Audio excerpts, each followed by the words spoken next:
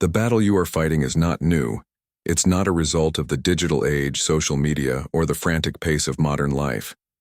It's a struggle as old as human consciousness itself. When we talk about resistance, that internal force that sabotages our growth, we're touching on something that spans millennia. Practically all great human traditions have identified and named this same phenomenon, just using different terms. Let's travel through time and cultures to discover how our ancestors understood and faced the same enemy that you face today. Before we dive into this millennial journey about resistance, don't forget to subscribe to the channel and activate the bell to not miss any episode of this series that will transform your relationship with internal obstacles. Leave your like right now, so we can bring this ancestral wisdom to more people who are fighting the same battle as you. In the Bhagavad Gita, a sacred Hindu text more than 2,500 years old, we find one of the most powerful metaphors for resistance. The warrior Arjuna is paralyzed on the battlefield, unable to act even knowing what he needs to do. His physical body is ready, his skills are sharpened, but something inside him paralyzes him. Isn't this the essence of resistance? You know what you need to do, you have the tools, the knowledge, the skills, but something invisible prevents you from acting. Krishna's advice to Arjuna is revolutionary. Act without attachment to results. You have the right to action but never to its fruits. This is one of the first and most profound strategies recorded for overcoming resistance, disidentifying from the result, focusing only on the present action. When the Buddha was about to achieve enlightenment under the Bodhi tree, scriptures tell that Mara, a force of temptation and distraction, tried to prevent him. Mara attacked first with fear, then with desire, and finally with doubt. Do you recognize these attacks? They are exactly the same weapons that resistance uses against you when you are about to do something significant. The Buddha's response was revolutionary. He simply acknowledged Mara, saying, "I see you, Mara." He didn't fight, didn't resist, he just maintained full awareness. This awareness without identification is what Buddhists practice in meditation, a technology developed 2,500 years ago to, among other things, transcend resistance. Christian desert monks in the 4th century identified a phenomenon they called acedia, a state of apathy, boredom, and lack of care for spiritual obligations. It was considered so dangerous that they called it the noonday demon, that moment when energy decreases and the mind begins to wander. St. John Cassian described acedia with impressive precision. It makes the monk restless, induces horror of the place, disgust for the cell.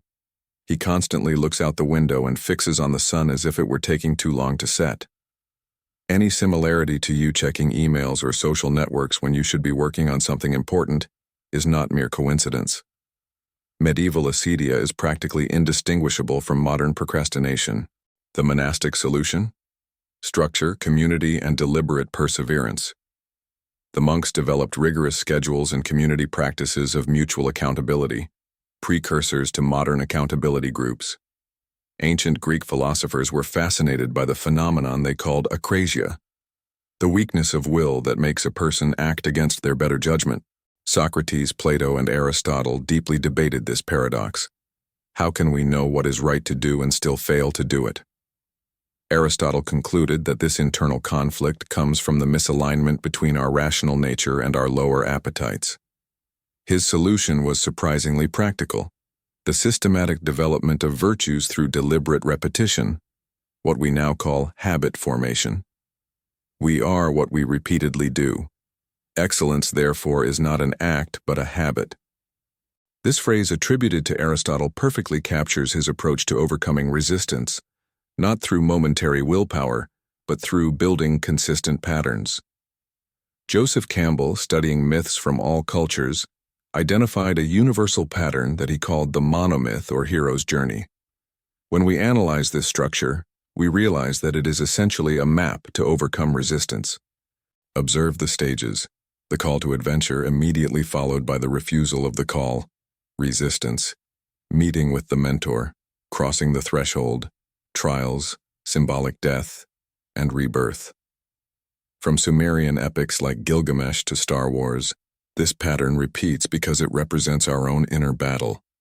the threshold guardian that the hero faces before entering the special world? It's the personification of resistance. In Native American traditions, we find the figure of the trickster or trickster spirit, coyote for some tribes, raven for others. This mythical figure represents the forces of chaos, disruption, and transformation. The trickster spirit is ambivalent. It can both destroy and create. Similarly, resistance can be seen not only as an obstacle, but as a necessary part of the growth process. Traditional stories teach that we should not try to eliminate the trickster spirit, but learn to work with its unpredictable nature. Medieval alchemists spoke of an essential stage in the transformation process called nigredo, the blackening, darkness, decomposition. It was considered a painful but absolutely necessary stage for transmutation. When we face resistance, we are in the nigredo stage. Alchemists would teach us that this discomfort is not a sign of failure, but a necessary phase of transformation. Like coal under pressure transforms into diamond, our encounter with resistance can be the catalyst for our evolution. Stephen Pressfield didn't invent resistance. He gave a contemporary name to a force that humans have known for millennia. His brilliant insight was recognizing that the presence of resistance is a precise diagnosis.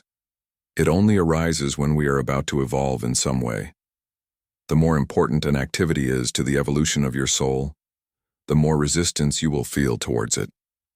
This observation connects Pressfield directly with medieval monks, Greek philosophers, and Eastern sages. All identified this same truth. Resistance is proportional to importance. What does this mean for you today? That your personal struggles with procrastination, doubt, and fear are not trivial. They are contemporary manifestations of an archetypal battle for the elevation of human consciousness. When you struggle to start that project, to make that necessary change, or to face that fear, you are participating in the same struggle that human beings have been waging for millennia. This is not an exaggeration.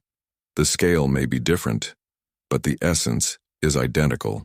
And more importantly, if human beings have been winning this battle for millennia, in all cultures and circumstances, you can win it too. The great traditions not only identified resistance, they developed technologies to transcend it. Buddhist meditation, the practice of Aristotelian virtues, monastic rituals, shamanic disciplines, all are methods refined over centuries to do the same thing: overcome resistance and elevate consciousness. What can we learn from these diverse traditions? From the Bhagavad Gita: act without attachment to the result. Focus on the present action, not on potential consequences. From Buddhism: develop full awareness to recognize resistance without identifying with it. I see you, resistance. From Christian monks: establish structures and support communities. The battle against acedia was not fought alone. From Aristotle: develop virtues through consistent repetition. Transform actions into habits and habits into character. From the hero's journey: understand that the refusal of the call is a natural part of the process. The hero always hesitates before embarking on the adventure. From native traditions: recognize the ambivalent nature of resistance as a potential catalyst for transformation. From alchemists: understand that periods of darkness and discomfort are necessary stages of evolution. You are not alone in this battle, nor are you helpless. Humanity has been accumulating wisdom about how to overcome this adversary for millennia. In the next chapter, I will translate this ancestral wisdom into practical strategies that you can apply today. Now I want to know from you: which of these traditions resonated most with your current moment? Was it the Buddhist perspective of mindfulness, the Aristotelian approach to habit formation, or perhaps the alchemical view of transformation through discomfort? Share in the comments. Your reflection not only strengthens your own journey but may illuminate the path of other warriors who are watching this video. In the next episodes, I will translate all this ancestral wisdom into practical strategies that you can apply today to win your own battle. Subscribe to the channel, activate notifications, and join this community of people committed to their evolution. Resistance is ancient, but together we are developing new ways to transcend it.